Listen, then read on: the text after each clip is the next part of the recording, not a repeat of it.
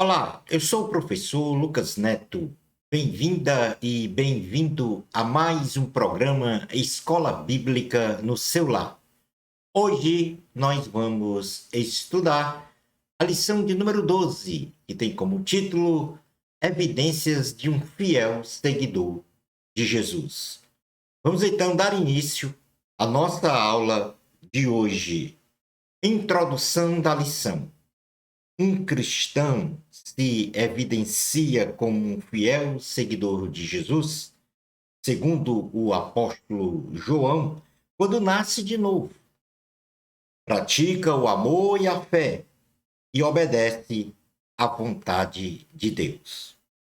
Nesta lição, compreenderemos no primeiro item o termo novo nascimento.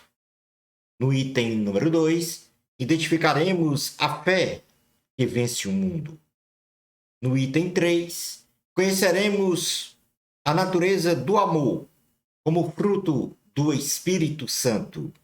E finalizando então o nosso estudo, no item número 4, conheceremos o princípio da obediência incondicional à vontade de Deus. Item número 1 da lição: o novo nascimento.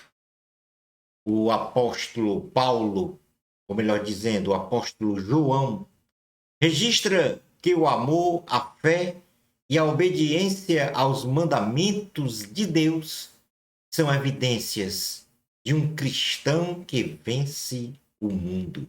Ou seja, não se dobra aos preceitos contrários aos valores cristãos. Uma das mais notáveis passagens bíblicas em que João fala sobre isso está na primeira carta de João, capítulo 5, versículos 1 ao 5, que diz: todo aquele que crê que Jesus é o Cristo é nascido de Deus.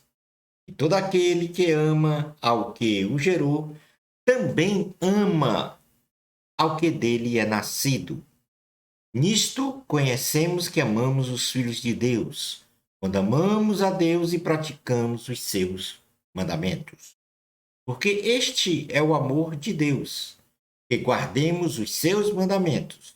Ora, os seus mandamentos não são penosos, porque todo que é nascido de Deus vence o mundo. E esta é a vitória que vence o mundo, a nossa fé.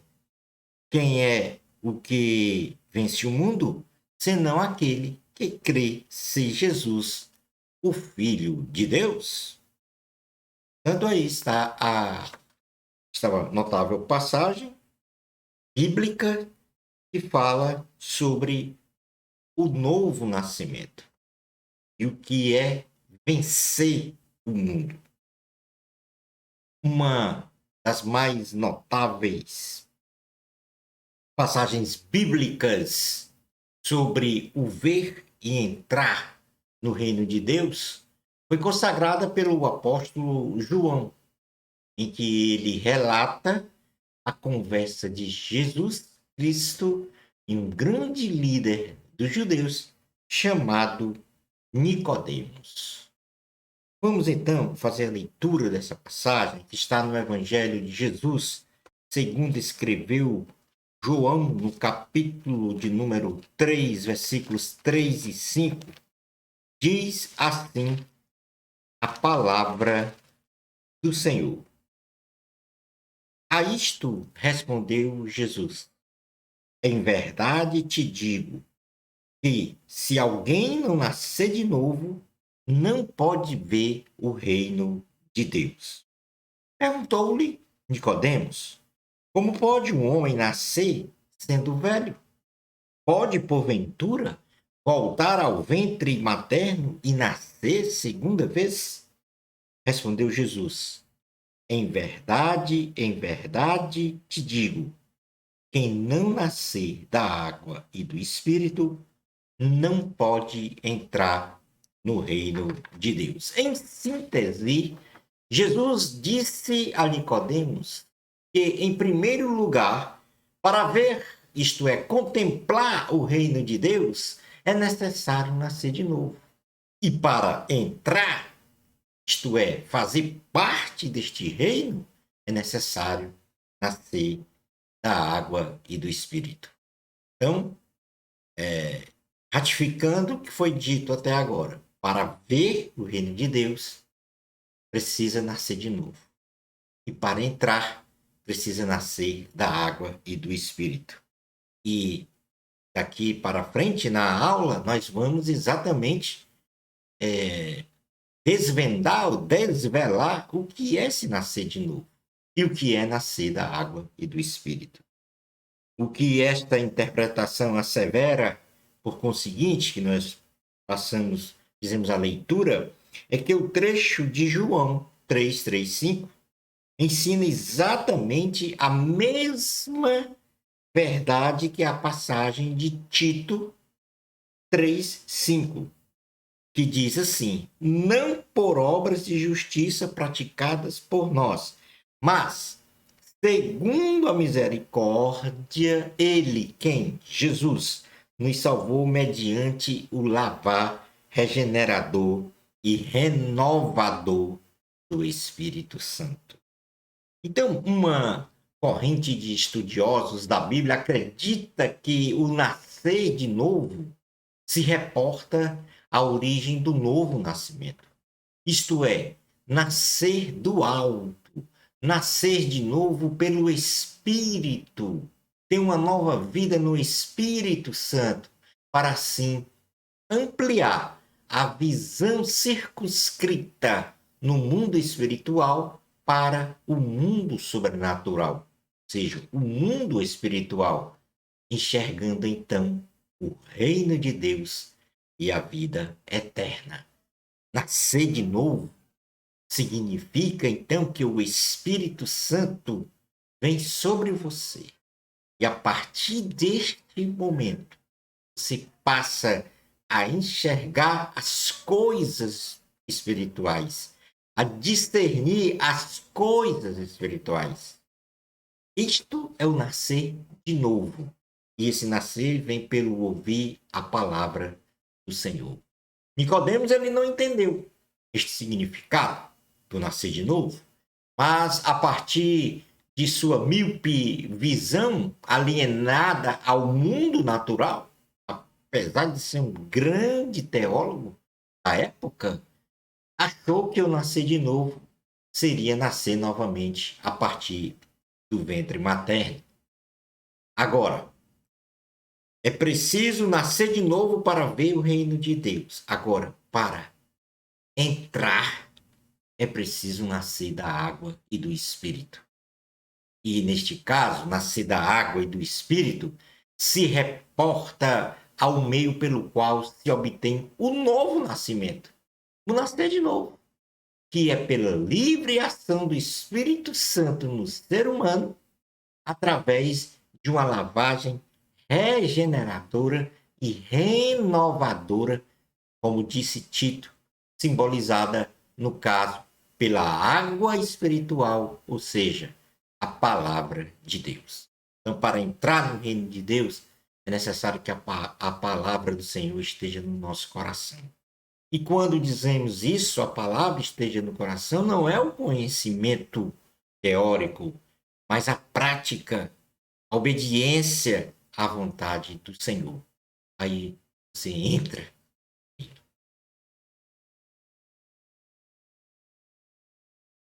No item número 2 da lição, nós vamos falar sobre a fé que vence o mundo. Pois no texto base da lição, o apóstolo João falou exatamente. A nossa fé é a fé que vence o mundo. E, nesse caso, o pastor Estevão Ângelo Souza classificou a fé em 3 tipos.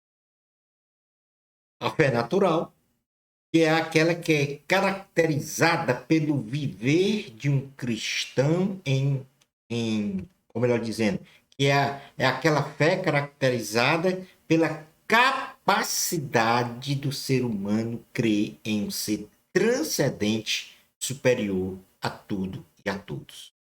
Então, a fé natural é uma fé que todo e qualquer ser humano possui, porque todo e qualquer ser humano ele tem essa capacidade de crer em um ser transcendente, superior a tudo e a todos, ou até mesmo não crer. Mas esta é a fé natural. A fé comum, ou fé salvadora, ela é caracterizada pelo viver de um cristão em obediência e consagração a Deus, que tem a sua origem pelo ouvir a pregação da palavra do Senhor, levando o ser humano à graça salvadora. Então, a fé, quando lá na carta aos Romanos diz que a fé vem pelo ouvir a, a palavra, é esta fé salvadora, é esta fé que transforma. Lá na carta aos Romanos, no capítulo de número 1, carta aos Romanos, escrita pelo apóstolo Paulo, ele no versículo 19, 20, e aqui voltando um pouco à questão da fé natural, ele diz assim: porquanto o que de Deus se pode conhecer é manifesto entre eles, porque Deus lhes manifestou. Porque os atributos invisíveis de Deus, assim o seu eterno poder, como também a sua própria divindade, claramente se reconhecem desde o princípio do mundo, sendo percebidos por meio das coisas que foram criadas. Tais homens são, por isso, indesculpáveis. Portanto, a fé natural é aquela fé em que o ser humano tem a capacidade de crer num ser superior. Quando olhamos para as coisas criadas, nós percebemos claramente que existe um ser superior. Já na fé salvadora, em que o cristão, vamos dizer, a pessoa, o ser humano ouve a palavra, a fé aflora no seu coração e ele entende que precisa de Deus, que ele é um pecador e está afastado do Senhor. E para esta reconciliação, ele precisa crer. Esta é a fé salvadora. Romanos, capítulo de número 10, versículo 7, fala exatamente sobre isso, quando diz assim, Romanos 10, 7. Romanos, capítulo de número 10, 17. Diz assim a palavra do Senhor. E assim, a fé vem pela pregação, e a pregação pela palavra de Cristo. Esta fé é salvadora, reconhecendo o Senhor Jesus como Salvador e Senhor. E por fim, nós temos a fé como dom do Espírito Santo, ou seja, sobrenatural. Ela é caracterizada pela fé em que o ser humano enxerga as coisas espirituais no mundo sobrenatural, ultrapassando então o limite da realidade, circunscrita ao mundo natural. Nesse sentido, ela é originada pela pessoa do Espírito Santo. Na carta aos Hebreus, capítulo 11, versículo 1, vem exatamente a definição desta fé sobrenatural. Esta é a fé que transcende todos os limites do mundo natural. E aí você passa a enxergar o mundo espiritual. Hebreus, capítulo de número 11, carta aos Hebreus, capítulo de número 11, versículo 1, diz assim: ora, a fé é a certeza das coisas que se esperam, a convicção de fatos que se não vê. Ou seja, você enxerga fatos e acontecimentos numa realidade que ainda não existe, mas vai existir. Portanto, estes são os três tipos de fé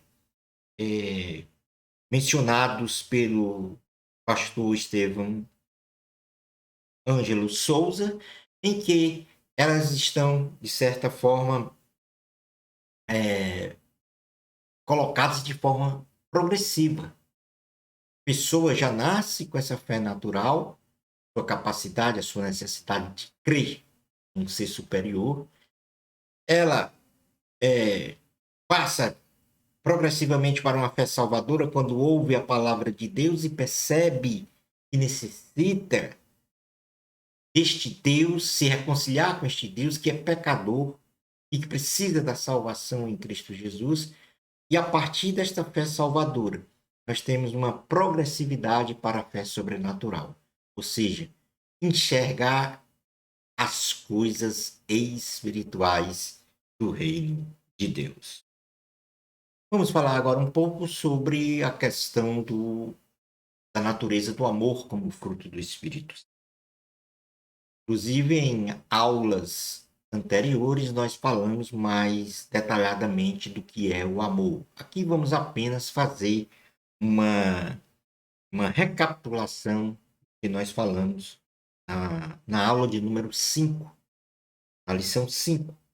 Então, o amor ele pode ser manifestado por uma afeição, por um bem-querer, mas também por uma exortação, uma admoestação, correção, repreensão, ou até mesmo uma forte disciplina, sempre visando o bem-estar social, psicológico, biológico e espiritual de uma pessoa, comunidade, nação ou civilização. Então, a natureza do amor, ela não é, ela tem uma amplitude, vamos dizer assim, de corrigir, de exortar, de bem-querer, de amar. Na carta aos Hebreus, capítulo 12, versículos 5 a 7, o Senhor Jesus, ou melhor dizendo, o Senhor Jesus registra isso na sua palavra, quando diz assim, Hebreus, capítulo 12, versículos 5 a 7. E estáis esquecidos da exortação que, como a filhos, discorre convosco. Filho meu, não menosprezes a correção que vem do Senhor, nem desmais quando por ele és reprovado. Porque o Senhor corrige a quem ama e açoita a todo filho a quem recebe. Portanto, há aqui uma amplitude maior na questão do amor. O apóstolo Paulo, ele apresenta algumas características do amor de Deus, também conhecido como o amor ágape. E nesse sentido, nós podemos, lá na primeira carta aos Coríntios, capítulo 13, versículos 4 ao 7, ele enumera estas características, quando ele diz assim: o amor é paciente, o amor é benigno, o amor não arde em ciúmes, o amor não se ufana, o amor não se ensoberbece, o amor não se conduz inconvenientemente, não procura os seus interesses, o amor não se exaspera, o amor não se ressente do mal, o amor não se alegra com a injustiça, mas o amor regozija-se com a verdade. O amor tudo sofre, tudo crê, tudo espera, tudo suporta. Aqui nós temos as características, ou vamos dizer, as virtudes, as qualidades que está no amor ágape, no amor de Deus. Eu costumo sempre, quando falo desta passagem, de que a gente faça um exercício prático, fazendo uma pergunta a nós mesmos, se nós temos estas virtudes em nós. Por exemplo, substituindo o nome amor pelo seu nome. Então, eu posso dizer, o professor Lucas é paciente? E aí tenho que responder para mim mesmo. O professor Lucas é benigno? O professor Lucas não arde em ciúmes? O professor Lucas não se ufana? E a partir destas respostas, eu tenho que avaliar se o amor de Deus realmente está em mim. Porque a partir destas virtudes, ou seja, essa aqui é a definição clara de todas as qualidades, as virtudes do amor ágape, do amor de Deus. Tem que estar em todos nós. E só vai estar se nós tivermos o Espírito Santo presidindo a nossa vida. No item 4 da lição, o último item, nós vamos falar sobre o princípio da obediência incondicional à vontade de Deus. O teólogo Champlin afirma que Jesus aprendeu a obediência pela experiência dos sofrimentos, pelos quais vivenciou, mostrando à humanidade, ou seja, às pessoas, como devemos obedecer a Deus. Jesus aqui nos ensina a obedecer a Deus.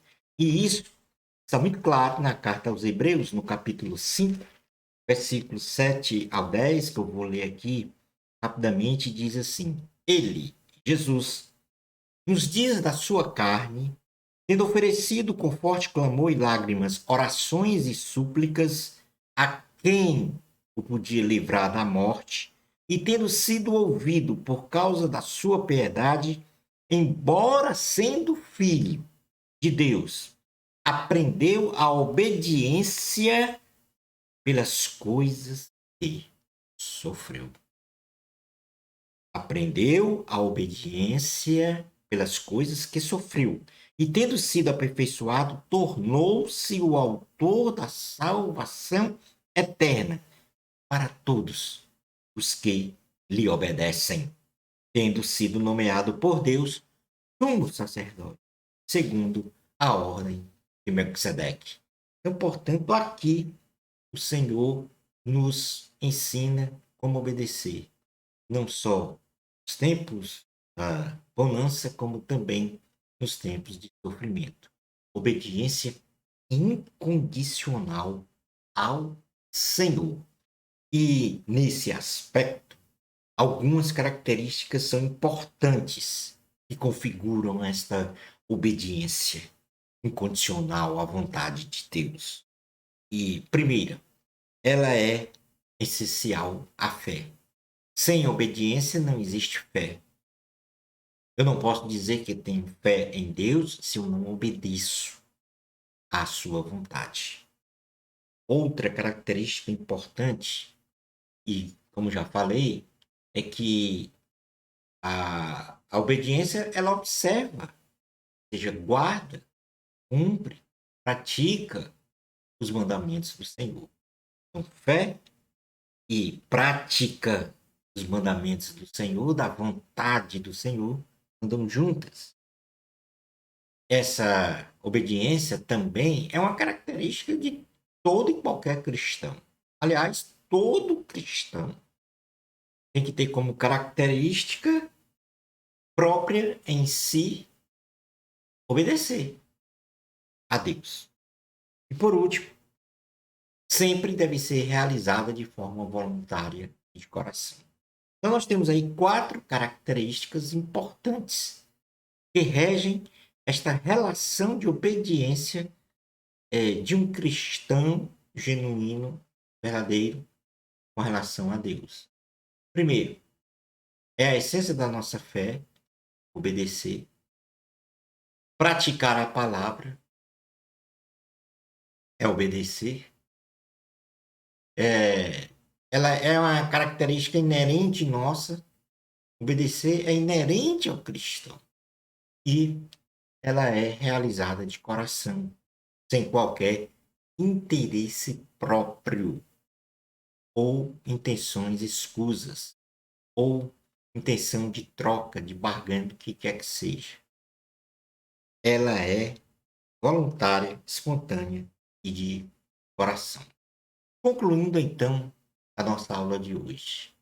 Em certa ocasião, e essa história está escrita em Mateus capítulo 22, versículos 34 ao 40, Jesus foi interpelado sobre qual era o grande mandamento da palavra de Deus.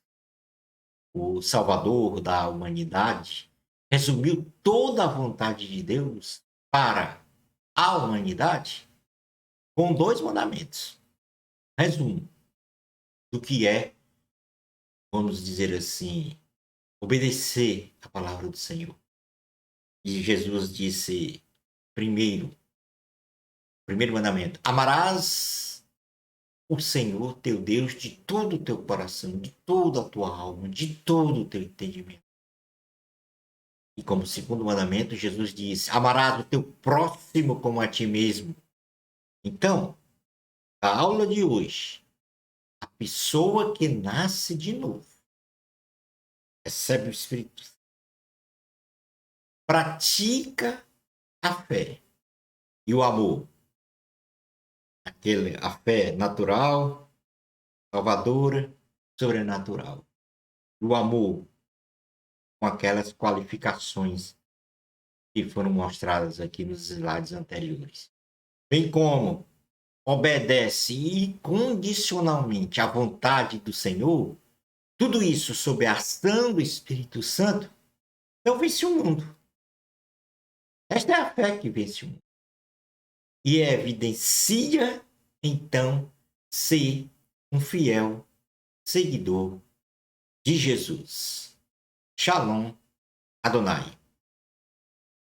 Na próxima lição, nós vamos estudar a lição 13, que tem como título O Discípulo de Jesus e a Verdadeira Esperança. Bênçãos especiais de Jesus para você. Amor a Cristo, a glória é de Deus. Até ao nosso próximo programa Escola Bíblica no seu lar, se Deus permitir.